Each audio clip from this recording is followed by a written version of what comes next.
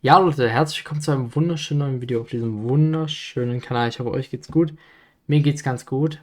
Ja, und heute wollen wir ein bisschen über die FCM-Feindschaften reden. Ja, also beziehungsweise die Rivalen, nicht Feindschaften direkt, obwohl es der Begriff eigentlich auch trifft. Lasst gerne ein Like und ein Abo dafür mehr. Schreibt eure Meinung so wie immer gerne in die Kommentare, das würde mich sehr freuen. Fangen wir direkt an. Die erste FC Magdeburg ist für seine treuen Fans bekannt. Doch wenn es um bestimmte Vereine geht, kochen die Emotionen über. Diese Feindschaften spalten viele Fans. Darum geht's heute. Und ja, auch zuletzt, ich will nur sagen, Duelle gegen Hannover waren äußerst interessant. Das ist mittlerweile auch so ein bisschen so Hass untereinander geworden. Meiner Meinung nach.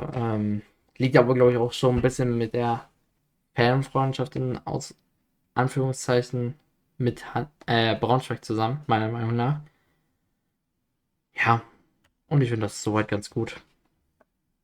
Die Anhängerschaft des ersten FC Magdeburg ist groß und stammt aus vielen unterschiedlichen Schichten der Gesellschaft. Wenn es aber darum geht, welche Vereine sie ablehnen, sind sich die meisten FCM-Fans weitgehend einig. Insbesondere den größeren Ostvereinen begegnen weite Teile der Clubfans traditionell mit Abneigung. In den vergangenen Jahren haben sich die Feindseligkeiten unterschiedlich entwickelt. Wir blicken auf die Rivalitäten, die den meisten Zündstoff bieten.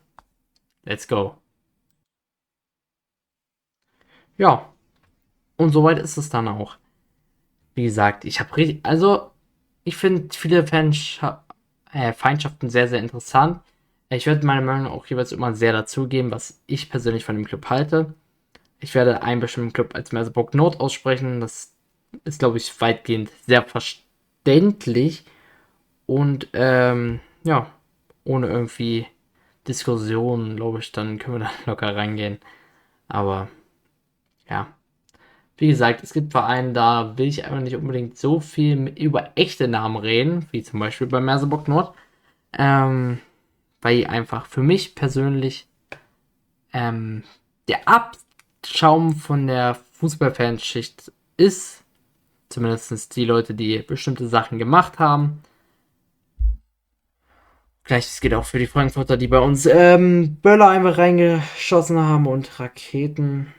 Ja, solche Menschen sollten Fußballspiele eigentlich gar nicht mehr erleben dürfen, sondern eher nur im Fernsehen schauen dürfen. Zumindest meine Meinung. Dazu auch gerne eure Meinung in die Kommentare. Das würde mich äußerst interessieren an dieser Stelle.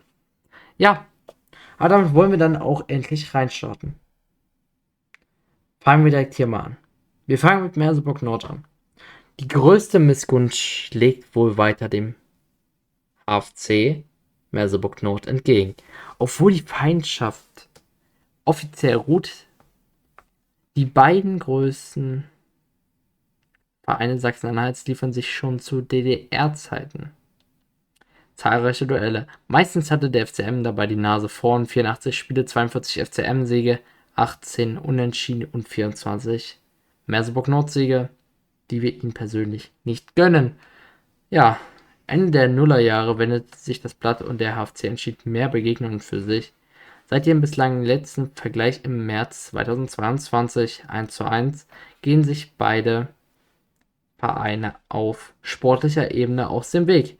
Der erste FCM spielt in der zweiten Liga, die Merseburger in der Regionalliga. Randale und Ausschreitungen waren ein steter Begleiter der Partien. Die ständigen Auseinandersetzungen gipfelten im Oktober 2016 in einem traurigen Tiefpunkt. FCM-Fan Hannes Schindler stürzte aus einem fahrenden Zug, in dem Dutzende Merseburg-Nord-Fans saßen, und kam dabei zu Tode. Ich glaube, die Schuldfrage sollte man sich ja immer noch stellen. Ich finde immer noch krass, dass man dann dazu nicht weiterentmittelt. Und finde es für die Familie auch grundsätzlich sehr, sehr schade, dass sie nicht wissen, ob er denn nun durch Dummheit oder durch Mord umgekommen ist. Ich persönlich frage mich, wieso die bestimmten Leute sich dazu nicht äußern. Ich finde das echt schade. Ich finde das auch respektlos. Was aber damals genau passiert ist, ist bis heute unklar. Die Ermittlungen zu dem Todesfall wurden eingestellt, auch weil von Seiten der Merseburg Nord Ultras nichts zur Aufklärung beigetragen wurde. Daraufhin erklärte die aktive Fanszene der Magdeburger, der Block U, die Rivalität für beendet und besuchte seither keine Spiele mehr in der Saale-Stadt. Was ich persönlich absolut verständlich finde und ich auch noch nie bei denen war. Aus diesem Grund. An dem Boykott der Ultras hielt sich aber nicht die gesamte Anhängerschaft, so tauchten immer ein paar hundert FCM-Fans bei den Gastspielen in der Saale auf, was ich persönlich nicht gut fand, muss ich ganz ehrlich sagen. Ich fand das sehr, sehr schrecklich zu sehen und fand es auch moralisch ein bisschen verwerfend. Ja, und dann kommen wir direkt zum nächsten Kandidaten. Das ist natürlich Dynamo Dresden. Die größte aktive Feindschaft besteht wohl zu Dynamo Dresden. In der DDR-Oberliga waren die Sachsen der große Konkurrent um die Meisterschaft und den FDGB-Pokal. Schon damals gab es am Rande der Spiele zahlreiche Krawalle und Schlägereien zwischen den verfeindeten Fanlagern. Ich glaube, das bekannteste, was man so aus dieser Feindschaft kennt, ist das Fußballclub Magdeburg, was absolut geisteskrank laut war. Na. In jüngerer Vergangenheit machten sich die Dresdner im April 2016 bei den FCM-Fans unbeliebt. Vor dem Spiel kam es beim Fanmarsch der Dynamo-Fans zum Magdeburger Stadion zu Auseinandersetzungen mit der Polizei. Weil Beamte durch aggressive Anhänger angegriffen wurden, erhielten etwa 700 Gästefans vom 1. FCM als Veranstalter ein Hausverbot und durften nicht ins Stadion. Ja, auf gut Deutsch sagen wir einfach mal Pech gehabt.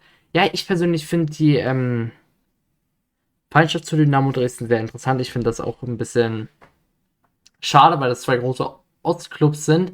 Ich persönlich mag Dynamo Dresden nicht. Ich hoffe trotzdem, dass wir bald wieder gegen sie spielen, weil die in die zweite Liga gehören. Auch wenn ich sie nicht mag. Ja, ich glaube, die Feindschaft ist so ein bisschen zu aggressiv mittlerweile, aber ist eigentlich immer geil, wenn man gegen Dynamo spielt, muss man ja auch mal sagen. Es macht halt Bock. Zwei geile Vereins mit zwei geilen Fanlagern. Wenn nicht sogar mit einer der besten Deutschlands beider Seiten. Trotz des Verbots knallte es während der Partie. Nach dem 2:2 Ausgleich flog Pyrotechnik aus dem Gästeblock auf den Rasen und in Richtung der benachbarten Heimblöcke. Ähnlich wie wahrscheinlich bei Frankfurt. Die damaligen Dynamo-Verantwortlichen Manager Ralf Minge und Trainer Uwe Neuhaus versuchten die eigenen Anhänger zu beruhigen. Das Spiel konnte erst nach einer längeren Unterbrechung fortgesetzt werden.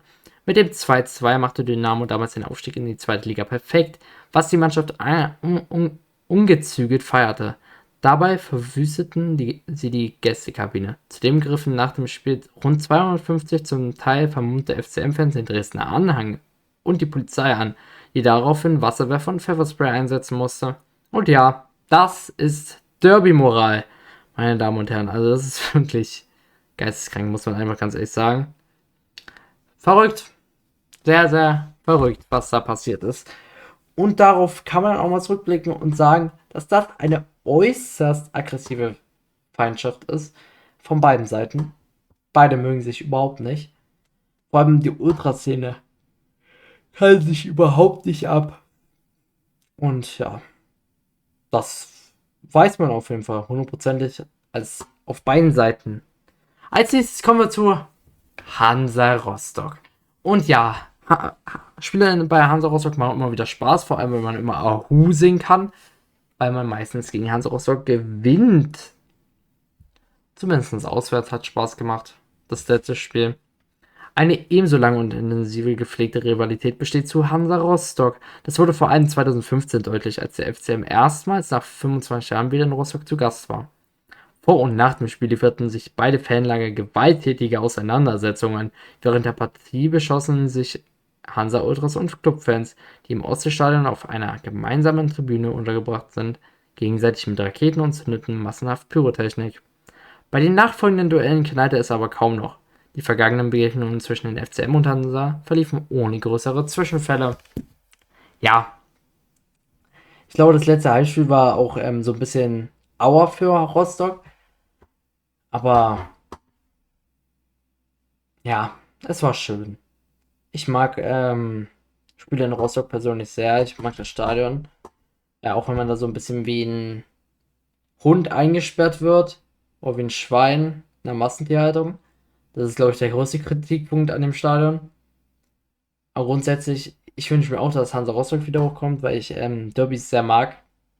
weil das mir den Reiz am Fußball gibt. Und deswegen habe ich eine innerliche Hoffnung, dass auch die bald wieder hochkommen. Ja, als nächstes kommen wir wohl zu dem schlimmsten Moment in meiner Fußballgeschichte, die ich mit dem FCM erlebt habe. Auch zum ersten FC Union Berlin haben viele FCM-Fans eine klare ablehnende Haltung. Woher diese sich begründet, ist nicht ganz klar, zumal Union im DDR-Fußball eher ein kleines Licht war. Die Feindschaft drückte sich im Jahr 2014 darin aus, dass Magdeburger Gästefans die Fahrt zum Auswärtsspiel der Reservemannschaft vom 1. FC Union Berlin dazu nutzen, um die Köpenicker Fankneipe abseits weiter aufzusuchen. Polizeikräfte verhinderten allerdings ein Aufeinandertreffen mit Union-Fans. Darüber hinaus verbindet der Club eine besondere bittere Erinnerung mit den Eisernen. Und ja, da war ich leider im Stadion. Es hat verdammt weh. Im Mai 2019 wurde der Zweitliga-Abstieg des FCM mit einem 0:3 an der Alten Försterei besiegelt. Kurz vor Spielende randalierten einige Blau-Weiße im Gästeblock, warfen Gegenstände auf das Spielfeld und versuchten, sich gewaltsam Zugang zu den heimischen Fans zu verschaffen. Nach einigen Minuten konnte die Lage durch den Sicherheitsdienst beruhigt werden. Und da war ich ca. 12 und da hatte ich echt schon einen Bolzen in der Hose, muss ich ganz ehrlich sagen. Das war schon krass für mich. Vor allem, wenn du noch ein bisschen jünger bist. Ich habe wirklich gedacht, da gerade richtig, dass dann richtig ordentliche Schlägerei ist und man ein bisschen aufpassen muss, dass man dann vielleicht dann nicht mit reingeraten wird, aber im Endeffekt war alles gut. Die Aktion von unseren Clubfans war natürlich unnötig, aber auch der Schmerz dahinter war durchaus verständlich, meiner Meinung nach, auch wenn die Aktion nicht richtig war. Aber auch eine sehr interessante Feindschaft. Ich persönlich habe nichts direkt gegen Union. Ich finde auch schade, dass sie der einzigste Ostclub sind, deswegen würde ich gerne da auch mal hoch und mal Hallo sagen und mal gegen Union spielen und einfach zeigen, dass wir der größte Ostclub sind. Denn das sind wir. Punkt aus Ende. Ja, weitere relevante Fanschaften von Seiten vieler FCM-Fans bestehen zu Lok Leipzig, Energie Cottbus und Carl Zeiss Jena. Ich persönlich muss sagen, dass ich Carl Zeiss Jena sehr mag. Als Konkurrent vor allem von Lok Leipzig, Erfurt und Merseburg dort. Ich bin eher auf Jenas Seite. Ich mag auch Jena. Ich habe Sympathie mit denen. Deswegen muss ich mich da klar ausklinken.